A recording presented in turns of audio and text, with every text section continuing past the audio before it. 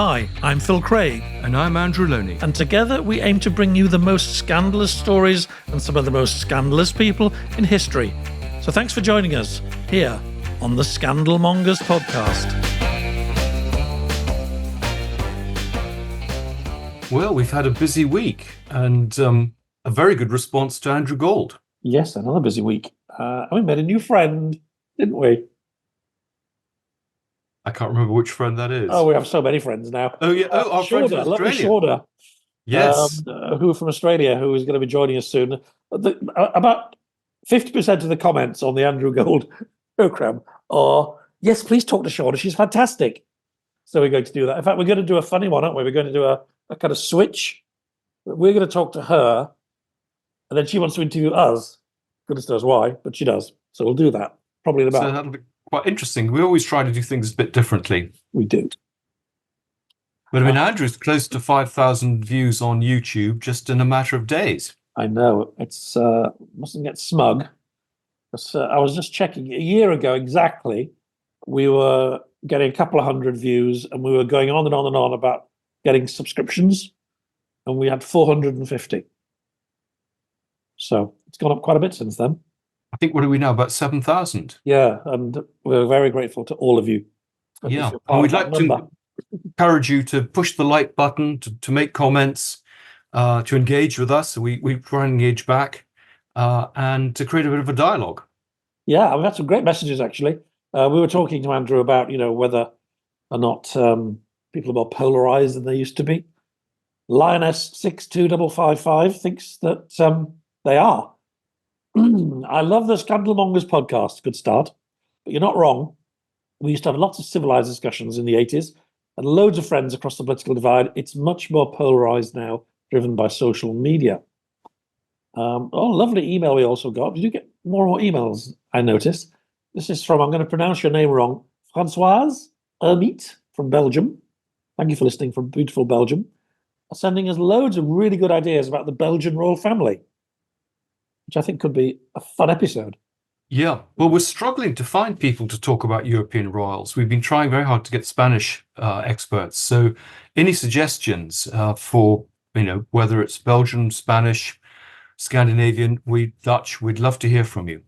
We would. I've been in a few more charts. The usual ones, Australia, New Zealand, Ireland, Britain. But I think for the first time, we've appeared in the charts in Nigeria. Gosh. So maybe Andrew Gold has lots of fans in Nigeria. If you're listening in Nigeria, please let us know who you are. Yes. And what you want. Yes. And maybe next week it'll be Rwanda. Well, for those who are following British politics, yes, indeed. It could well be. This is going to be a sensitive episode. It's an incredibly divisive subject, subject of trans rights and trans healthcare. Not something we've ever really thought about doing before, but we were so lucky to get access to Hannah Barnes, who was going to be our guest. One of the most distinguished reporters at the BBC, I think it's fair to say. Yeah, absolutely. And the timing is good because there's just been a report into this issue, and so it's been very much in the news, certainly in Britain. But she's a very measured, well, I think, and I hope, is going to be very measured about what she says. Well, her book certainly is. And she was from BBC Newsnight, which is well known, I think, internationally, partly because of the Prince Andrew interview. But it is, or it was, until recently, one of the great homes of investigative journalism in Britain. And her work has led her to publish a book, which has been very influential. And we'll get into all of that. I just want to say something, if I may, Andrew, about my own personal feelings on this subject. I've been lucky enough to know two trans people in my life. And in both cases, it was completely obvious to me and everybody else who knew them that the care they got was valuable and effective. I'm talking about hormonal treatments and surgeries, so they could live present in a different way to the gender in which they were born. And their lives were massively improved. So, I would never want to go against that. But of course, those people were adults who'd gone through puberty. And the issue that we're going to talk about with Hannah is about children. And some people have speculated that maybe our desire to support the trans people in our lives led us to be perhaps over indulgent of some of the activists who were pushing some of the care that kids have been getting. And not to listen to the science, or the scientists not listening to the science. Yeah, that's right. We'll get into this with Hannah, but very long story short, biggest gender clinic in the world, I think, was at Tavistock in London.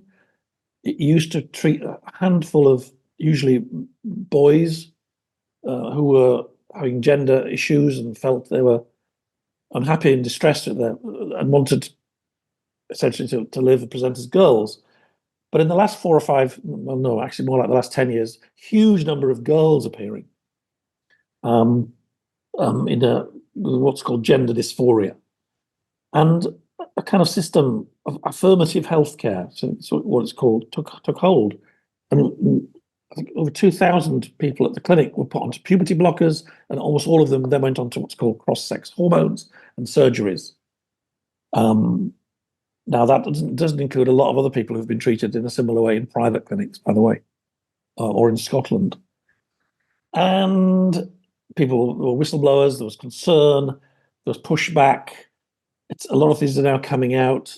A big lobby group called Stonewall, according to the Times newspaper anyway, did their best to stop information spreading that was raising question marks about whether puberty blockers were the right treatment. And the other thing, of course, that was, didn't escape people's notice is that a lot of teenagers find adolescence very, very difficult. And this cohort of mostly girls included an awful lot of autistic children, bullied children, some of them abused children, self-harming children, anorexic children. Now, was the gender issue the cause of that, or a symptom of all that? And should you maybe get into counselling them a little bit, or just waiting? But people who have raised those arguments got slightly trampled. And this model of instant affirmation came in to be very powerful in the clinic. And that, I guess, led to Hannah starting her work, which she's going to talk to us about. Do you think is that a fair upsum, Andrew? That's a very, very, very good explanation. Yes, absolutely. I think this sets the scene very well for her. I don't think any of us want to be unkind to anybody, but that's sort of a part of this story, I think. Well, I think a lot of people also are just not very well informed. And I mean, I hope that, by certainly reading her book, but certainly I hope also talking to her, we'll have a stronger idea of the issues. Yes. So there you are. We were a little hesitant to do this, but we are called the Scandal Mongers, and some people think it's one of the biggest medical scandals for a long time, what took place at the Tavistock. And it's now all been closed down, by the way, both in Britain and Scotland. Not closed. The clinic's been closed, and puberty blockers are now going to be used only very, very occasionally.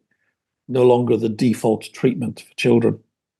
And I mean, her book, as you say, has been very influential. I mean, I think not only a bestseller and a prize winner, but I think it's changed a lot of thinking within government and within the health service. It has, but not only in government, in the opposition.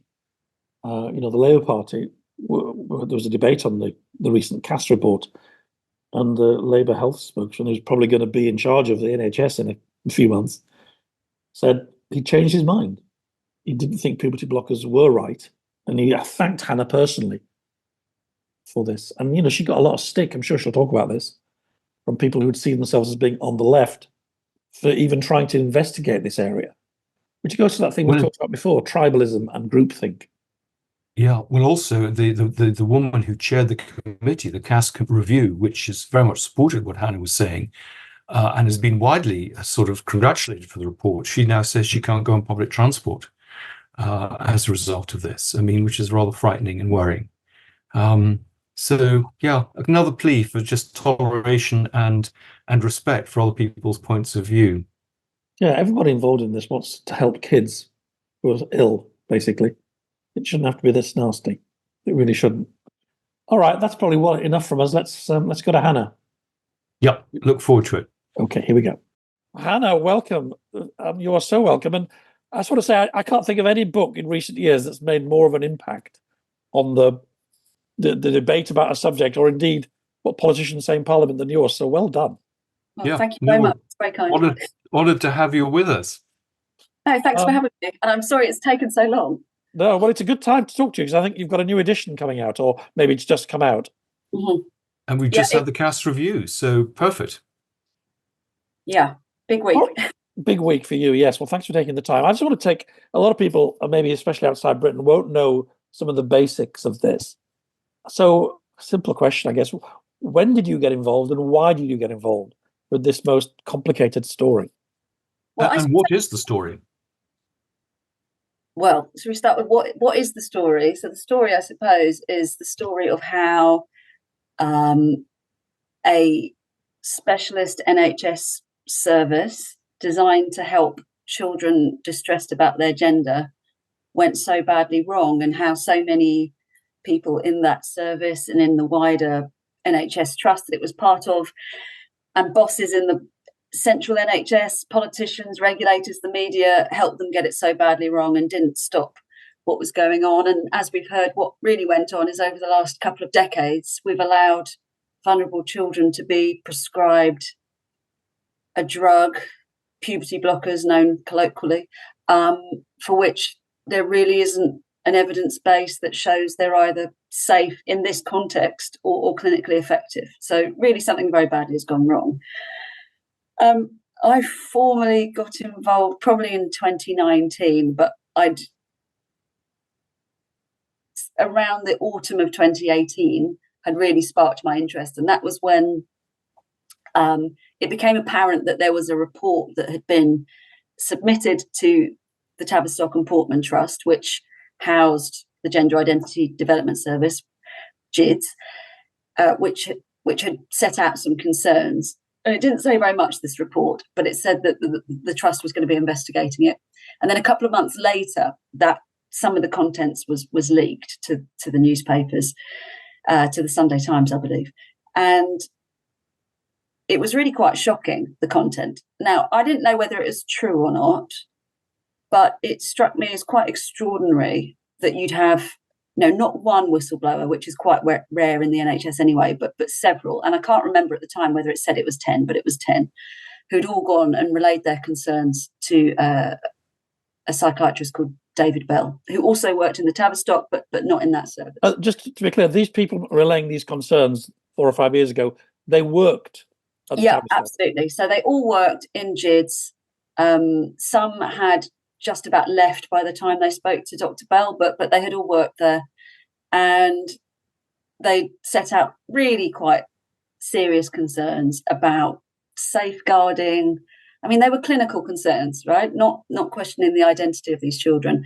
So I just thought, well, why is this not getting absolutely tons of coverage? And that's where it started. And then there started a series of films with my then colleague Deborah Cohen. We did 4 films across 2019 and 20, and then I took that on myself and for the next 4 years for my sins.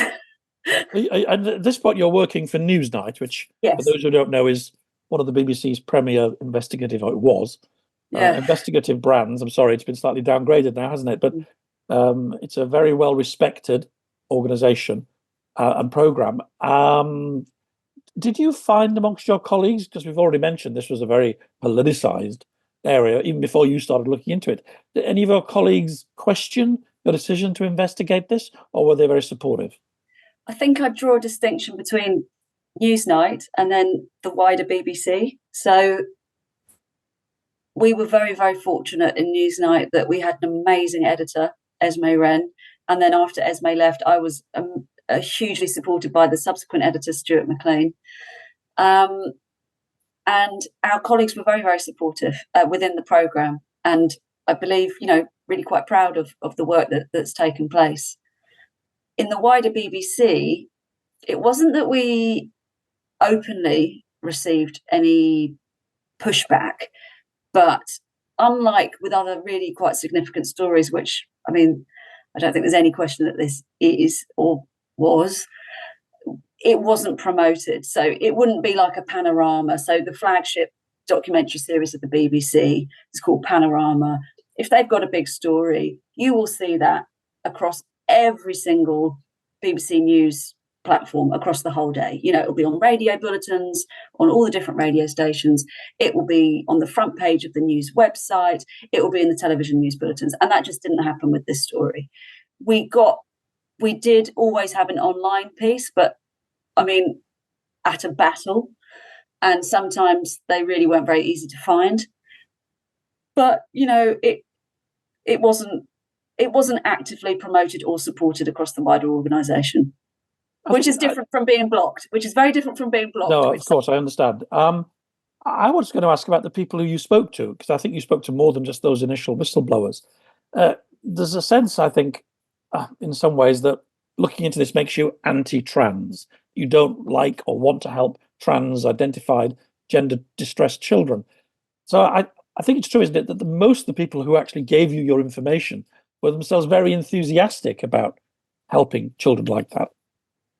Well, I think everybody I spoke to cares about this group of children. They obviously disagree on how you best do that. But no one could be described as anti-trans or anti-gender questioning children. And in fact, some of the people I spoke to who are themselves now trans adults, I've had only positive comments back from them saying, we might disagree on aspects of the story, but you've listened with compassion and open-mindedness and reflected different views fairly, and that means a huge amount to me. So actually, I think anybody that's read the book, whether they're trans or not, I don't think I've never received an accusation of transphobia.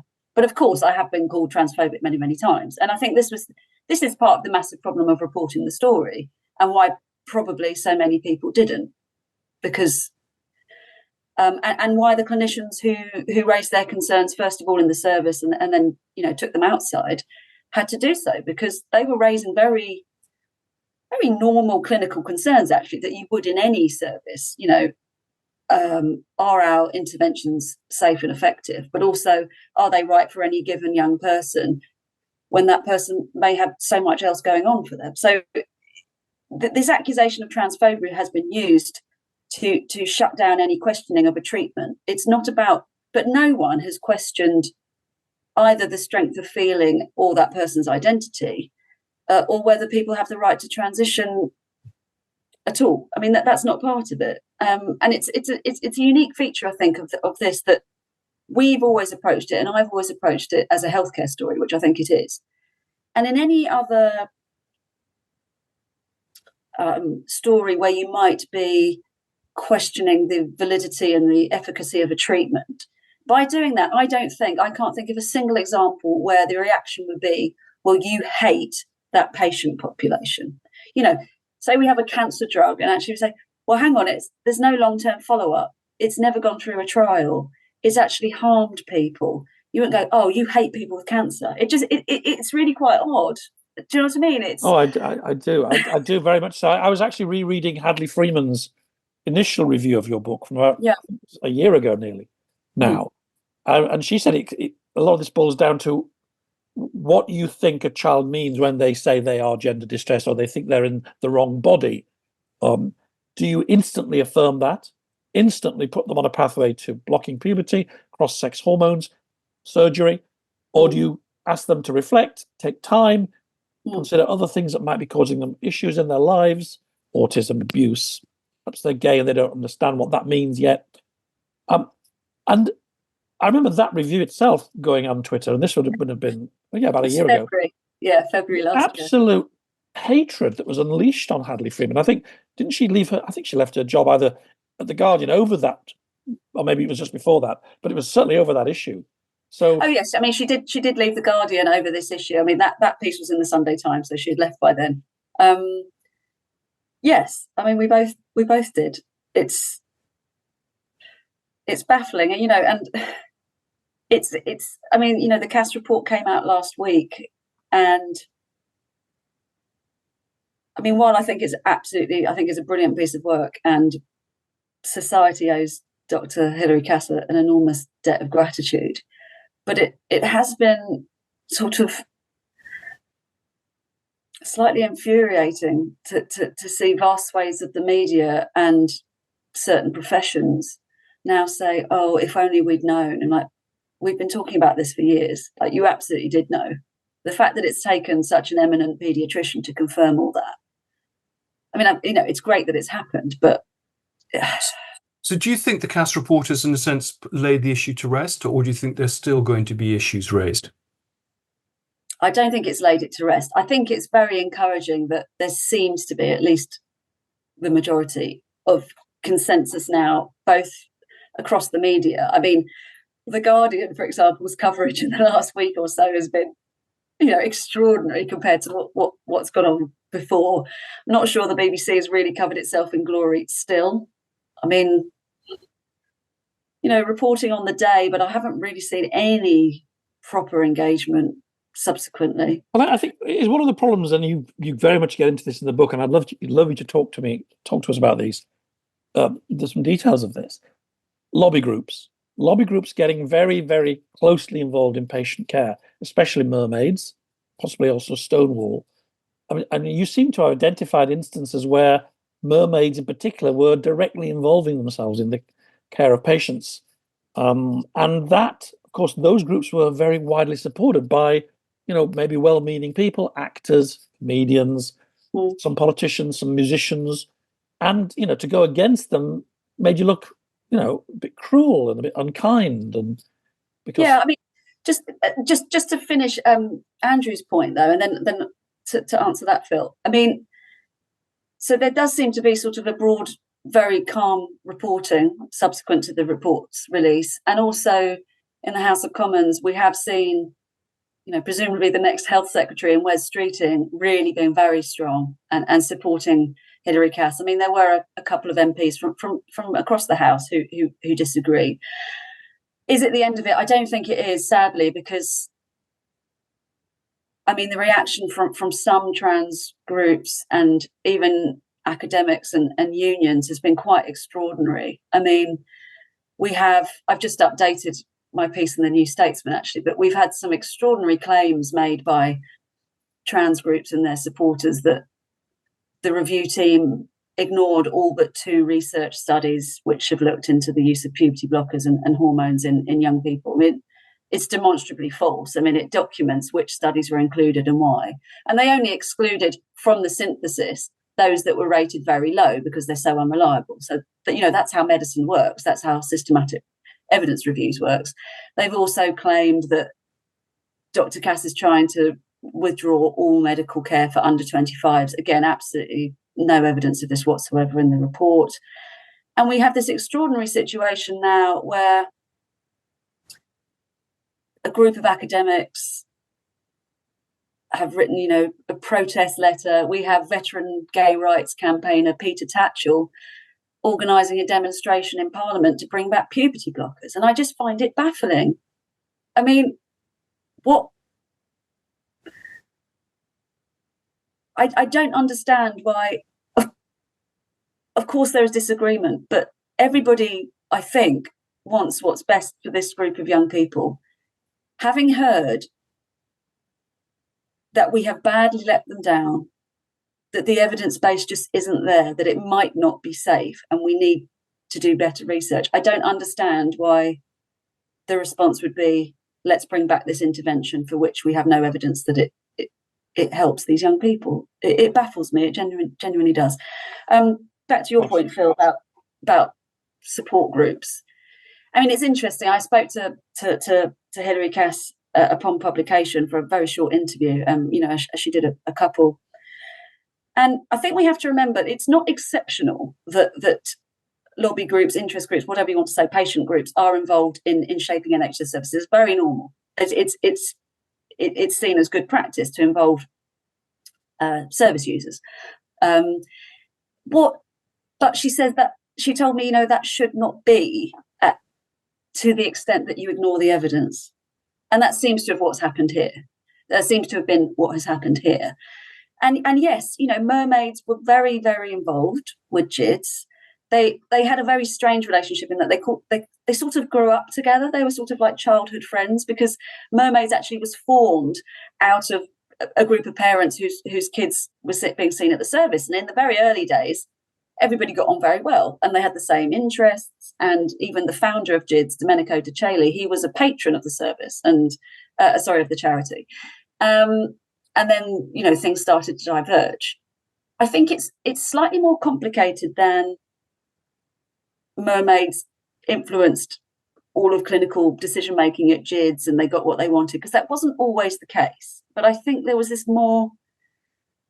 they were certainly influential, and I think their presence was felt by all clinicians, regardless of how they themselves personally practiced, sort of little person hovering on the shoulder.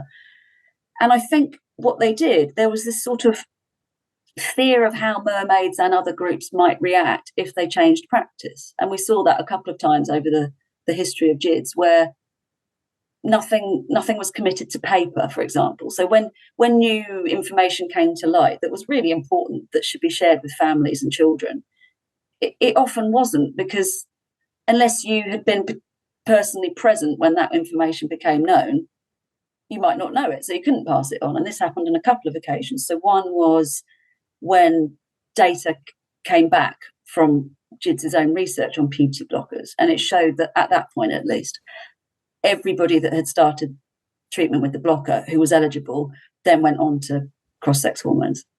Now, that's quite important that you tell families that, because that's about gaining informed consent, but that was never written down.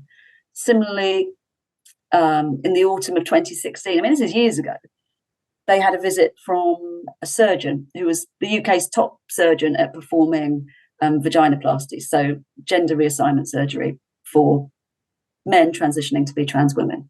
And he said, look, if you block puberty too early in some of these boys, it makes it really, really difficult for them to transition, actually, contrary to what you might think, because the surgery that we can perform is much more difficult. It's much riskier because we don't have enough tissue to work with, because the penis hasn't grown enough. And it's risky and the results aren't as good. Now, again, that's not telling children, their families, don't do something or do something, but it's really important information to have when you're making a decision. And it took 3.5 years for that to be, 3 years, to be codified and passed on to every single family. And we've just seen it buried in the appendices in the CAS report are the reflections of the multi-professional review group, which was a group independent of GIDS that was brought in to check that all referrals for puberty blockers for under 16s had gone through a particular process. This was brought in 2021. And in that, so up until last month, presumably, when the service was still open, this information was still not being passed on. And clinicians were unable to correct parents and children's assumptions about what we do and don't know about the blocker. It's really quite shocking, really. Well, I think Mermaid's website a few days ago was still saying puberty blockers were reversible. Yeah. Is that true? Well, no, the honest answer is we don't know. It seems highly unlikely that they are fully reversible in every sense. Where they are reversible is physically, if you stop, then things should kick back in again. This is how they're used when we treat precocious puberty. So when children start puberty really, really early, and that's what they're licensed for kids. So if you're under 8 and female, or under 9 and male, you take the puberty blocker because your body, your brain, nothing's really ready at that point. So you take it for as short a period as possible, and then you stop, and then your body goes through puberty.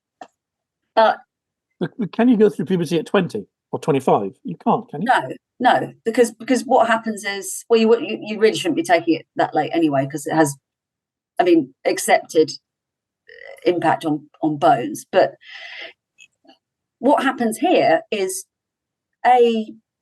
children tend to be older, so they tend to be in adolescence when they take the blocker, and so there's all kinds of different cognitive processes going on at that point. So it's cognitively, it's an enormous period in development. It's the development of your sexual identity. It's when your bone density is increasing at the most rapid rate in our lives, all kinds of things. But most importantly, the vast majority, in excess of 95%, don't come off. They go straight onto synthetic hormones. So you never go through the puberty of your biological sex.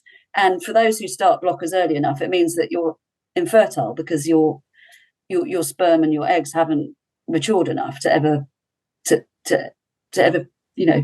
be capable of producing a baby. But so there's a very respected consultant neuropsychologist called Sally Baxendale, and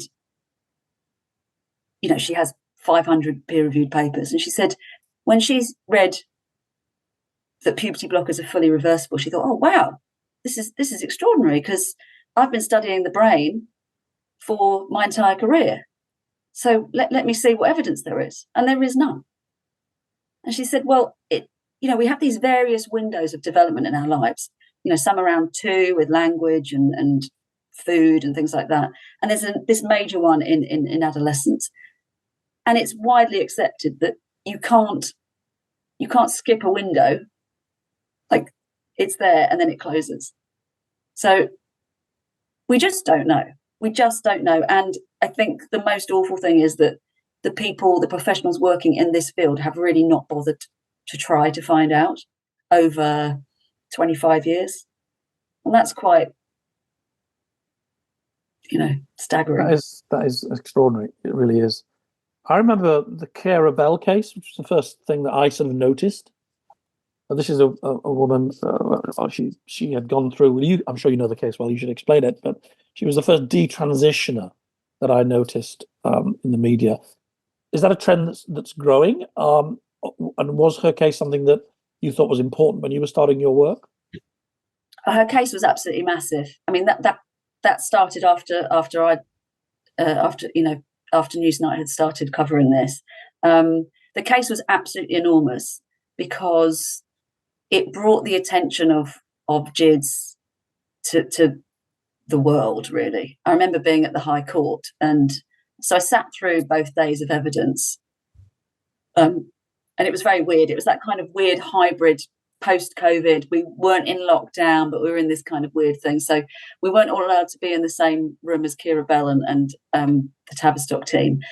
But there was a room for journalists and a room for some others, and the audio was terrible. And a couple of times there were just gasps. I mean, it was extraordinary. But what that case showed, and it did ultimately lose on appeal, but what it showed was that by that point, 30 years of being open, GIDS had failed to collect any meaningful data on the young people they were meant to be helping and this core treatment pathway. So they were unable to tell the court how many young people had commenced treatment with puberty blockers, how old they were, what sex they were, how many had gone on to cross-sex hormones. Really, they were able to give 1 year of data. And the judges, in true British understatement, commented that was surprising. What did happen to Cara? She'd gone through blocking, cross-sex. I mean, maybe she So she attended GIDS from about the age of 14 or 15, and after 3 appointments was referred to endocrinologists at University College London hospitals, who often get ignored in this, but it's a very important part of the story. And prescribed puberty blockers, and later prescribed testosterone while still under the care of GIDS, and then in adult services had a double mastectomy, which she then came to regret all of it. So that's what happened with Cara, and subsequently. What is her case, though? That she had other issues that were not being addressed? Yeah, her case. Well, the core of the case was that children couldn't consent to this treatment because so little was known about it that you couldn't give informed consent anyway, because nobody knows what the long-term impact was. But the other part was a child could not consent to things that it couldn't possibly properly comprehend, i.e. the loss of fertility, the loss of sexual function and being able to orgasm as an adult. How could a 13-year-old possibly make an informed decision about something they've never experienced or appreciate the significance of? And initially she won. The High Court ruled that, yes, it was highly unlikely that those under 16 could provide informed consent, and even more so at 13, 14.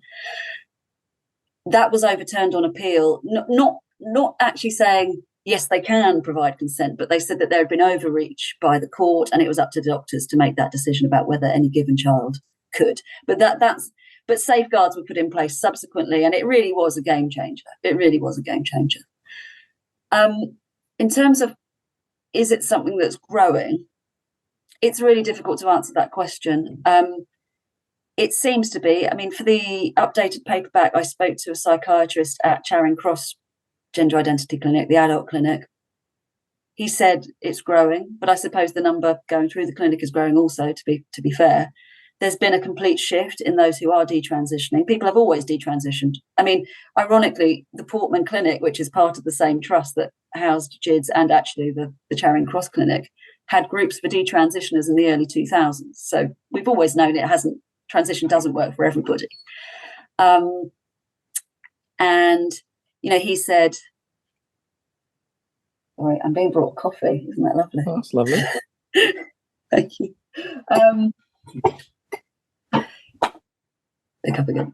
So he said that there's been a complete shift. So where it was older trans women who were previously detransitioning, the people now who are considering it or who are largely female, they're still young, and almost always have had some kind of adverse trauma or experience in childhood, whether physical, sexual, emotional. And the numbers are increasing. They're in the double digits every year. And I believe the last, 2023, of those females that were considering or were detransitioning, half had been to GIDS to start with. Now, I think we get a bit hung up on the numbers because I'm not really convinced that we can ever measure it. So, it's very difficult because lots of people wouldn't still be attending the gender clinic if they change their minds. Secondly, I've spoken with people who have tried or have considered it and they've got no support from those clinics. But thirdly, what does it even mean? Because you do have people, I've spoken to them, who have fully transitioned, fully medically and surgically. They regret that decision. They're not happy. But they can't detransition because society will never perceive them to be their birth sex ever again because of how they appear. So, there are females who have fully transitioned and lived their lives as trans men, or their short lives, they're still in their 20s. They've had genital surgery. They know they're female, but they just have to get on and also the even to readdress the hormones and everything. If you've had a hysterectomy, it's just so difficult. So I think there's this real concentration and desire to know how many people detransition. I don't think we'll ever know, but I also don't think the term is particularly helpful. Interesting.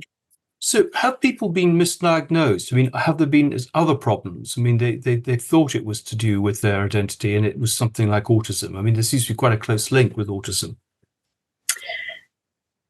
I'm not sure you could say they've been diagnosed as having a gender identity problem and it's autism. I mean, it's absolutely the case that autistic children and young people are very overrepresented in this population. And according to GIDS' own data, that it's a few years ago now, but they estimated that about 35% of those referred to the service displayed moderate to severe autistic traits, which is not quite the same as an autism diagnosis, but it's still quite a striking statistic. What Dr. Cass identified and what so many clinicians have been saying for years is this phenomenon called diagnostic overshadowing, which was where when a young person went to GIDS who absolutely was distressed about their gender identity or was questioning it, no one questions that. That is very real.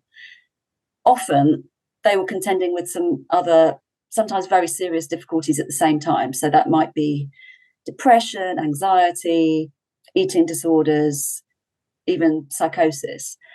And what tended to happen was GIDS would only try to address the gender difficulty, assuming that these other things were being dealt with somewhere else, usually by Child and Adolescent Mental Health Services, CAMS, and that didn't happen. So the whole system failed. This is a systemic failure. It's not about one clinic. And CAMS, sometimes, their resources are squeezed.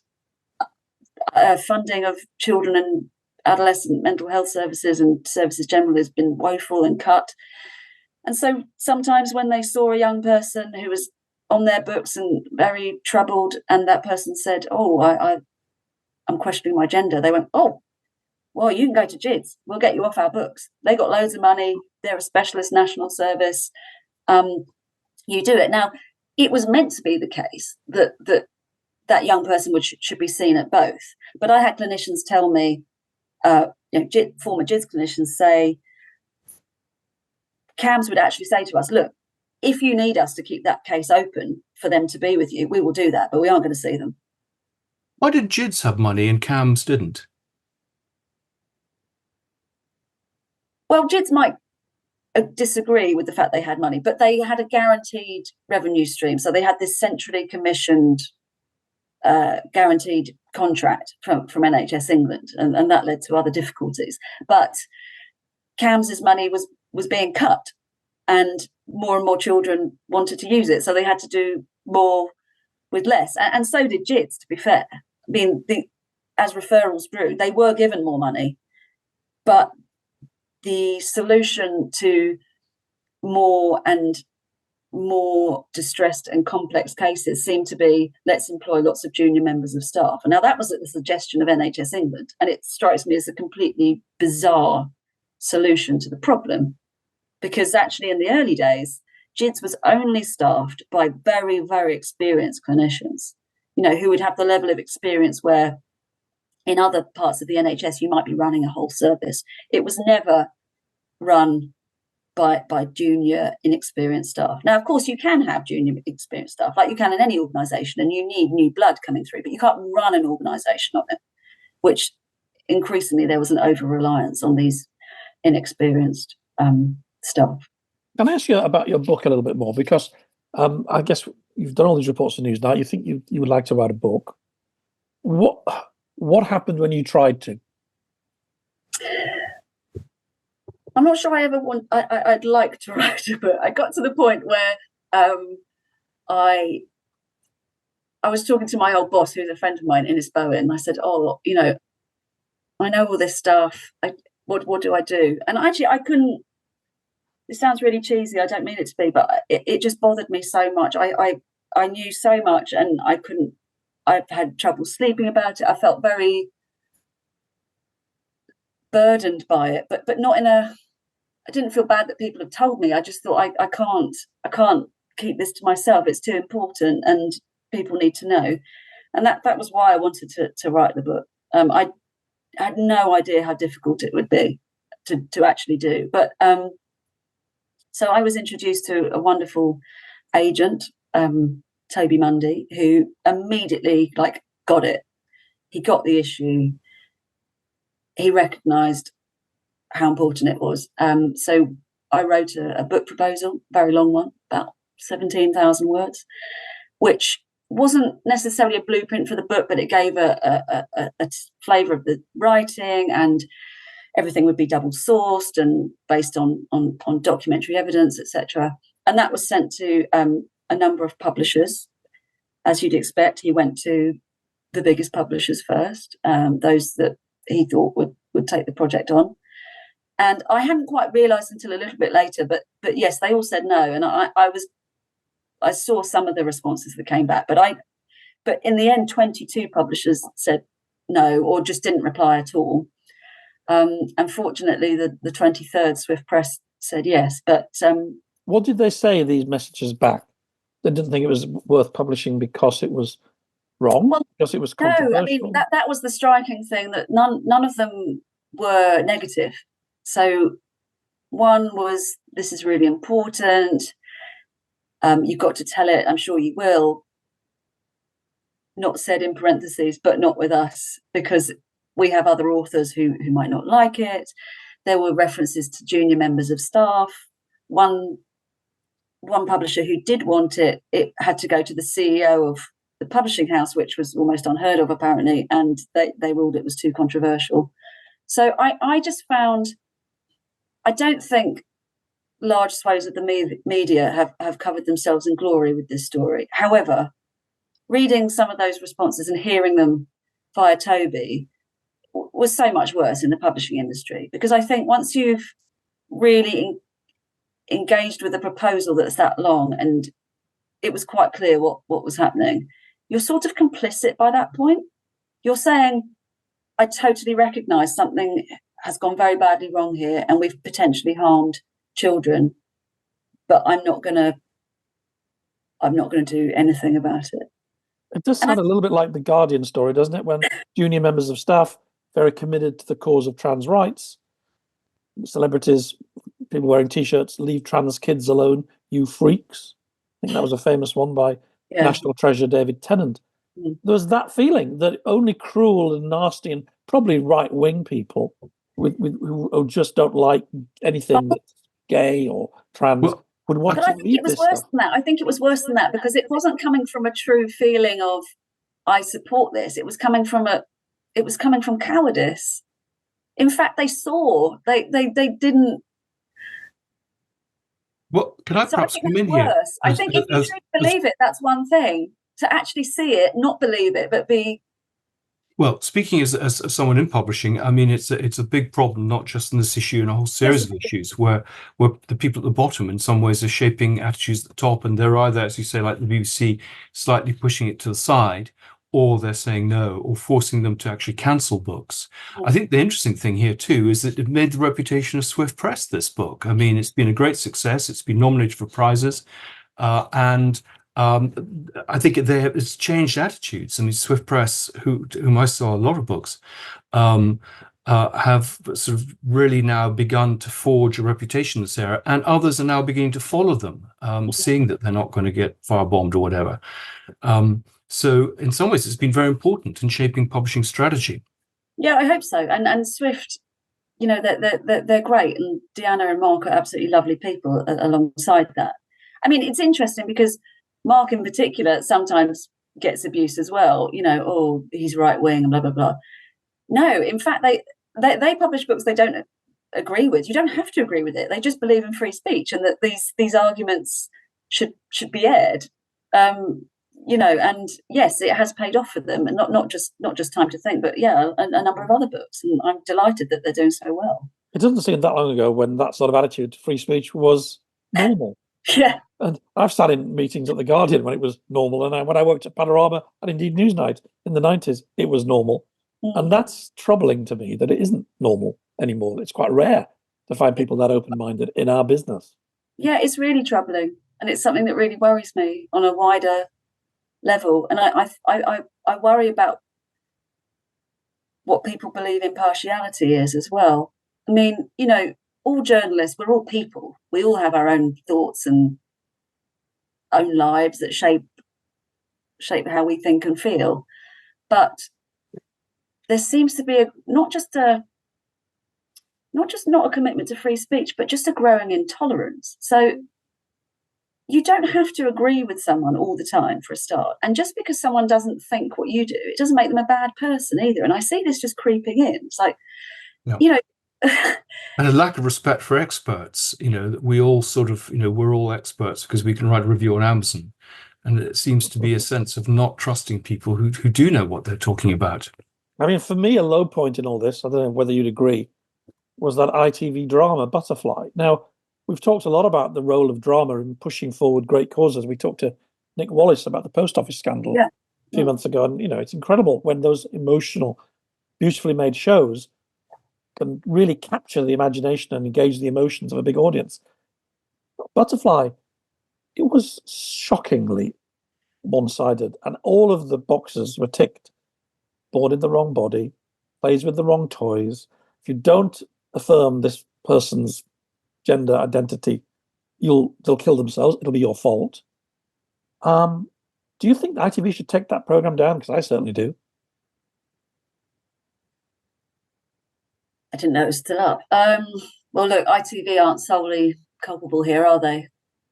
The BBC similarly broadcast a programme to children, I Am Leo,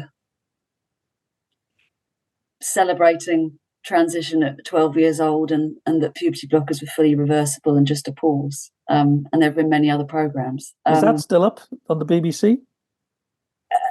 Don't quote me. I believe so, but I'm not 100% sure. I'm not 100% sure. You know, that won awards. And I don't know if Butterfly did. I can't remember. I saw it at the time. I think it was beautifully made, emotionally manipulative television.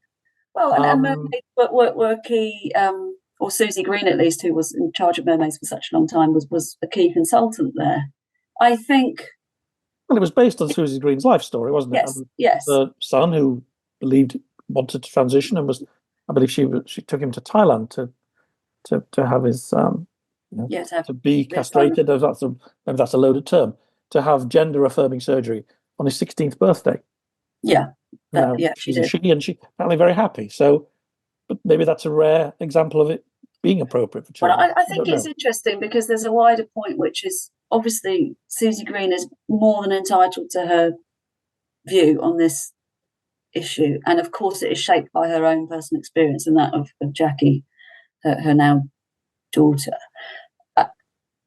But she isn't a medic, so Susie has a very particular view of what constitutes the right pathway, which is understandable, but it shouldn't dictate practice across the board.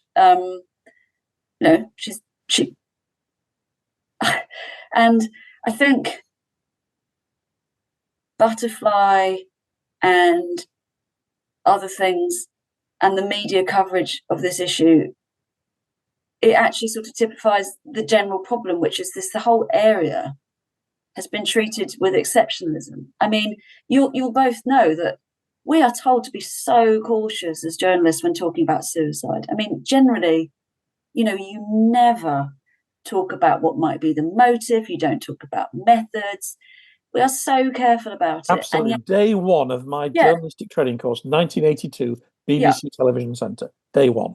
Exactly. And yet, somehow, and it's happened on the BBC, it's happened in The Guardian, it's happened, those really, they're there for a reason and they're right. They're ignored when it comes to this. And it's like, and similarly, in medicine, we don't tend to roll out drugs that haven't been tested properly on children. And yet that's happened here. I mean, there's so much conflation that goes on, but we use off-label drugs all the time on kids because we don't test them. But it's generally a question of dosage. We haven't tested paracetamol on children because, we test them on adults. So we say, oh, well, you have it at a half dose. And what Hilary Cass says very, very clearly in her report is this is not normal practice. There's been absolute overreach here of using a drug licensed for a particular purpose for a completely different purpose. Like that's not how the NHS operates.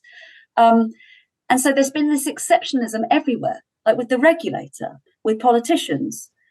I mean, I'm so struck. There's a few kind of events in this story which just I can't even shake. And one of them was the appearance of Bernadette Wren, who was, I guess, number 2 at GIDS she was in the senior leadership team with Polly Carmichael.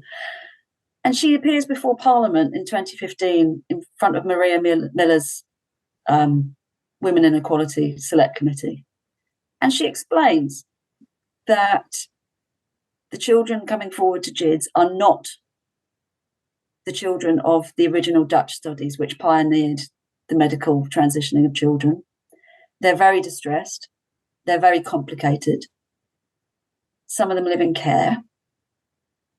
And yet they give them puberty blockers anyway. And she uses a line, we have no record of turning anyone down. Now, that's not to say that everybody went on to puberty blockers. They didn't. And she's sitting alongside Susie Green from Mermaids. And the response of the committee is not to say, but what evidence do you have to be doing this? Are you following them up? It's to say, why are you so cautious? Why aren't you giving cross-sex hormones at 14? there's been such a dereliction of normal inquiry. What's likely to happen now, do you think? I mean, have things changed? I mean, what do you hope might happen now? I think things have changed across large swathes of society. I think difficult to tell. It's only a week. I think there's a real opportunity to really improve care for this group of children and young people, and who have been so badly let down by those who should have been caring for them.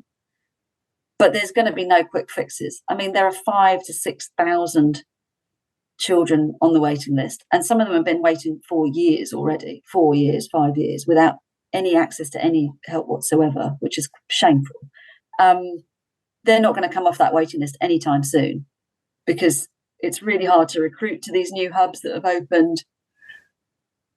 Another one's opening later in the year in Bristol, but it's just going to take time. And so I think what is being proposed is really positive, because it's not ruling out, it's saying that, transition will be the pathway for some. It's not cut and dry, but for most, it won't be. And that's really going back to what we knew from 40, 50 years ago, which was, in any of those old studies, flawed as they all are, you took a group of children distressed about their gender. Some would always transition, would transition as adults. The majority wouldn't. And that seems to have got lost over the years. And the majority of those that wouldn't would grow up to be gay or lesbian. So I think what's being proposed is positive, but it's just going to take so long to implement it. And there has to be a decent level of oversight, which has been so lacking over the last 15 years. NHS England need to step up and take some responsibility. And I think at the first sign of any trouble or pushback, they need to just step in and squash it. I mean, one of the things that, when I spoke with Dr. Hilary Cass last week in a short interview, she was saying that, this proposal that a national group of clinicians will have to sign off any decision for hormones for those 16 and up. The idea behind that is who haven't been the clinicians of that young person, and the idea behind that is to remove all this massive variation that's been in the past, where whether a young person got blockers or not totally depended on which clinician they saw, and they could have them after 2 appointments or 1 appointment in some cases. So the idea is that wherever a child is in the country, they will still have to be seen by this. There will be some consistency at least. But it's, and we have the private sector pushing back. As I said earlier, we have trans groups pushing back. We have academics pushing back. What's the situation abroad? I mean, how do we compare with other countries? Or indeed Scotland? Well, Scotland is doing its own thing, it seems. I mean, there were some very striking comments made in the debate over the Gender Recognition Reform Bill in Scotland, where the SNP government were saying, well, the Cass review, which obviously at that point hadn't reported, but we had the interim findings, the Cass review is related to England, so it doesn't apply here. And my view on that at the time was, it's not about English children, it's about the medical practice. The evidence base is the evidence base wherever children live anywhere in the world. And every national body that has undertaken a systematic review of that evidence base has come up with the same conclusion, which is that it is weak. That's happened in Sweden, that's happened in Finland. Norway have taken those systematic reviews and, implemented them, if you like. So it's a bizarre argument that just because NHS England commissioned it, that the same results don't apply to children in Scotland. So that'll be interesting to see what they do. I know there seems to be quite a lot of pressure on them now.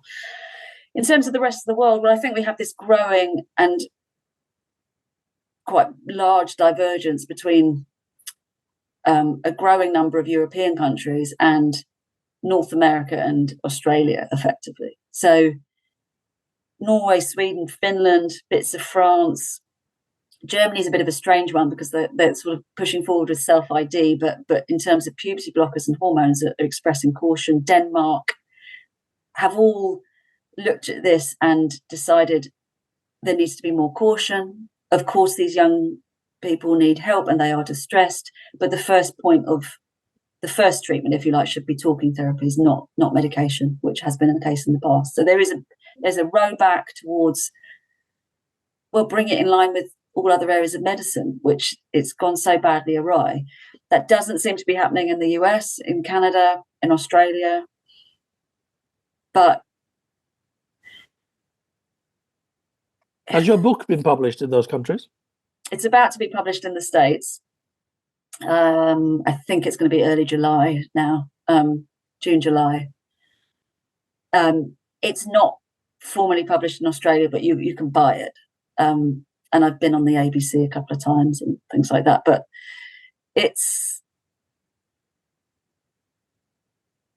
just baffling because, as I say, I think, to give people the benefit of the doubt, even those most affirmative clinicians, I mean, I don't think I want to believe anybody wants to harm children. So let's assume they don't, and they really believe this.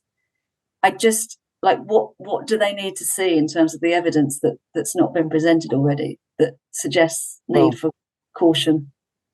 We appreciate we've had nearly an hour of your time. One more question, I guess, from me, which is, we talked about the anger around this issue and people being cancelled and fired and threatened and shouted at. And I always felt particularly sad for Rachel Rooney, the children's author.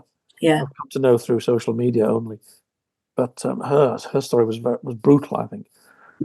But above and beyond all that, isn't this just kind of tragedy of people with good intentions? Most people involved thought they were doing the right thing, wanted to be kind, didn't want to be judgmental, and for some reason it became part of the kind of toolkit of decent progressive people to believe this stuff, like you might believe other things that, like women should have abortion rights, or we should be on the list to asylum seekers, or, well, we obviously got to give trans kids puberty blockers. It's just part of the same list.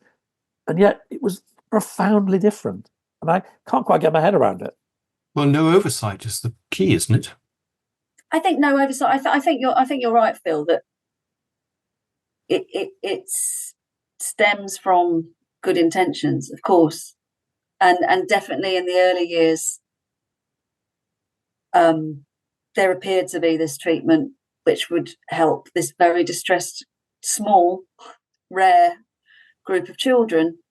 And that's totally understandable. And I think what's harder, and yes, and these are professionals that have dedicated their working careers to helping children. So yeah, of course they wanted what was best for them. I think what's harder to get your head, I find harder to get my head around is why, when data started to come back, and even just, the young people before your very eyes showed you that it didn't seem to be doing what you thought it was, why there wasn't a change in direction, and why NHS England didn't demand to see proper data, and why, when those brave clinicians who risked their careers to speak out did so, it took so long for the adults to come back in the room. And it's just, so I think it was well intentioned, but there came a point where it doesn't explain it, and I why you keep going. And even now, you have to be a true believer, I guess, but whilst ignoring everything else. I mean, there's a brilliant Finnish clinician, Dr. Rita Kaltiala, who has been incredibly brave. And it's really interesting, actually, in Finland, the changes that towards more caution have come from the gender clinic themselves. It hasn't been forced upon them. They said, whoa, something's going on here. Like, these aren't the kids of the Dutch studies and what have you, and we're not getting the same results. So maybe we shouldn't be doing the same thing. And she gave an interview quite recently to Barry Weiss in the US and said, I couldn't understand it because I knew that my colleagues in other gender clinics around the world were seeing exactly what we had, which was this sudden shift to very distressed teenage girls. But no one was speaking out about it. And we were encouraged to kind of disbelieve what was before our very own eyes and all of our past medical experience. Now, she's actually a psychiatrist, she's a doctor. But she said, sometimes I even had children in front of me saying, yeah, I'm really happy. But they weren't. And any objective measure showed that they weren't thriving. And it's really difficult to explain why that might be. I mean, one of the clinicians I've spoken to the most over the last 5 years, Dr. Anna Hutchinson, I think she's probably right. She says, well, what does it mean to change your mind if you've been working in that system for a decade or not? It means you have to accept that whilst you've been trying to help children, in fact, you may have been harming them. And that's quite intolerable for most people. It's to live with yourself. And we don't, as human beings, we don't really like to admit we've made mistakes, and really quite big ones. Well, as you say, we saw Wes Streeting, Labour's spokesperson on this, pretty much admitting that in Parliament, and fair play to him. Absolutely. As you say, he'll probably be the health secretary soon. But thank you so much. I mean, you've done, what a fascinating interview. But more important than that, thank you for what you've done on the book. You brought rigour and fair-mindedness to such a difficult area. It must have been very, very hard. And change people's thinking, which is, quite an achievement. Thank you so much. I've really enjoyed the conversation. Thanks for having me. Good luck. Hope the book sells well everywhere, especially in America. Bye. Thank you so much. Okay. Cheers. Bye. Bye. Well, I mean, absolutely fascinating. I mean, you know a lot more about this than I do, but I think it's really opened up the debate. Yeah, I mean, we've had some great writers on our podcast. We've been really lucky, writers who've written books, done investigative journalism that really changed things, both here and abroad. But Hannah's certainly one of them, isn't she? Absolutely. No, I think it was right to do this subject. It'll be interesting to hear what people feel, but I think if we were going to have someone talking, she was the best possible person to do that. She did mention, actually, and she's written elsewhere, that Newsnight, the BBC programme that supported her work and many other great investigative journalists, has been basically downgraded by the BBC to a sort of, talk show really now, which is such a shame. We praise investigative journalists all the time, and we've met quite a few of them on the podcast, but where are the new ones going to come from? Yeah, absolutely. Very few opportunities. I mean, I suppose smaller magazines, but we're going to be talking to David Hooper about SLAPs, which are strategic lawsuits. What are they? Against something people. I better work out what it is. But I mean, these are pestering people like you, Andrew. Exactly. Down the pestering. Exactly. Powerful people trying to stop people speaking out, it all plays into this. I mean, that people won't be prepared to do these sort of investigative books because of the likely penalties and risks. But I thought also what was interesting, it wasn't that she didn't get support from, she got some support from Newsnight, but it was the BBC rather wanted to downplay things. I think that's quite revealing. And we've not always been very complimentary about the BBC on this, but I'm afraid that doesn't reflect very well on it. No, it doesn't. And I think we said earlier, people want to be kind. And the idea took root that the kind thing to do is always support trans campaigners for trans rights, trans healthcare, trans kids. And anybody who was raising questions was somehow not a nice person. I don't know, we mentioned The Guardian, or rather Hannah did. There was a great tweet I saw today, actually, from Suzanne Moore. You know Suzanne? Yeah. I've admired Suzanne for years. She's a doughty feminist writer. She was a pillar of The Guardian for decades. And she fell out with The Guardian over this very issue and claims she was bullied out of the paper. A lot of the junior members signed a letter saying that she shouldn't be writing on this subject, and she went off. But she wrote, Hadley Freeman. Yes, Hadley Freeman is another. So it's, the left, institutions of the left, like The Guardian, some might say the BBC, are being torn by this issue. But anyway, Suzanne tweeted today, it's funny how things change gradually, then suddenly. We've had Cass, now Stonewall is seen to be publicly feeding misinformation to MPs. Mermaids are heavily impacted. The wheels are coming off the bus. Gosh. So, Gosh, well, maybe we should come back to this in a few months' time. I'd love to talk to Suzanne. I really would. She's a great figure. Anyway, what's next week? I think it's Clive Irvin, isn't it?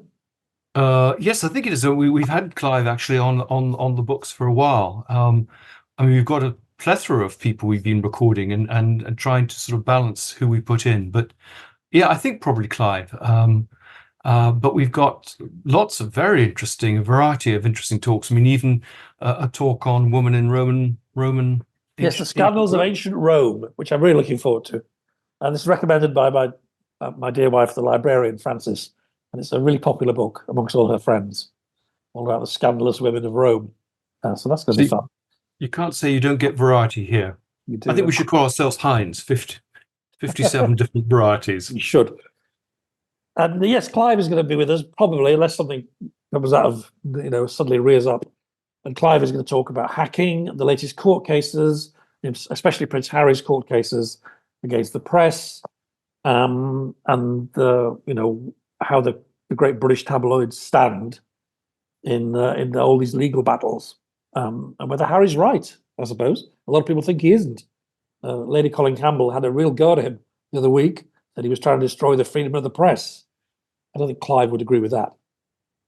No. I think, but I certainly think he has a strong case on certain issues, perhaps less so on protection, but on the way that he was treated and the hacking that went on. I think he has a certain justified grievance. All right. Well, thank you very much for being with us. Love to know what you thought of Hannah and whether you think we should be doing more stories in this area of sort of sensitive social policy. It's a slightly new territory for us. And we hope enough of you will like it enough to come back next week. Yep. And don't forget that pushing that like button, that subscribe button, the thanks button, all the new buttons that we've got. Yes, lots of buttons, especially the one that says thanks, because that gives us a couple of dollars to Andrew and he needs a few new jumpers. An audio. Oh, yes. I need a decent mic. Thanks, everyone. Bye. Bye. Thank you for listening to the Scandal Mongers podcast. This has been a Podcast World production. You can get in contact with our show by emailing team@podcastworld.org, placing Scandal Mongers in the heading, or via our social media links within the show's bio.